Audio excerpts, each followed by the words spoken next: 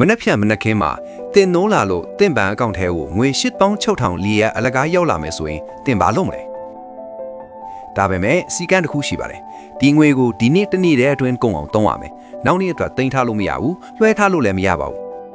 ညတန်းကောင်ရံရောက်တာနဲ့သုံးဖို့ကြံနေတဲ့ငွေမှန်သမျှအလိုလိုပျောက်သွားမယ်အဲ့ဒီလိုဆိုရင်တင်ပြားစီတိုင်းကိုတန်ဖိုးရှိသုံးမှာမဟုတ်ဘူးလားတကယ်တော့ကျွန်တော်တို့အားလုံးမှာအဲ့လိုဘန်းတစ်ခုတကယ်ရှိနေပါတယ်အဲ့ဒါကတော့အချိန်လို့ခေါ်တဲ့ဘန်းတစ်ခုပါပဲမနက်တိုင်းမှာကျွန်တော်တို့ဟာ86,400စက္ကန့်ဆိုတဲ့လက်ဆောင်ကိုအလကားရရှိပါတယ်ညရောက်ရင်တော့အသုံးမချရသေးတဲ့စက္ကန့်တွေအကုန်ဆုံးရှုံးရပါတယ်တနည်းရတန်ဖိုးကိုသိချင်စာမေးပွဲကြားရတဲ့သူကိုမေးကြည့်ပါတလားရတန်ဖိုးကိုတော့လာမရှိပဲကလေးမွေးလိုက်ရရဲ့မိခင်တယောက်ကိုမေးကြည့်လိုက်ပါတမနစ်ရတန်ဖိုးကိုယထာလွတ်သွားတဲ့သူကိုမေးပါတစက္ကန့်ရတန်ဖိုးကိုတော့မတော်တဆမှုလာနေတီးတီးလေးလွတ်သွားတဲ့သူကိုမေးကြည့်ပါမနေ့ကဆိုတာတမိုင်း history ဖြစ်သွားပြီမနက်ဖြန်ကတော့ Paheli mystery ပါဒီနေ့ဆိုတာကတော့ကျွန်တော်တို့အတွက်ရရှိထားတဲ့လက်ဆောင် gift ပါပဲဒါကြောင့်ရရှိထားတဲ့86,400စက္ကန့်ကိုတန်ဖိုးရှိအသုံးချပါဒီလိုပုံမြင်လေးတွေထားကြည့်ဖို့ကိုင်ကို follow လုပ်ထားအောင်တော့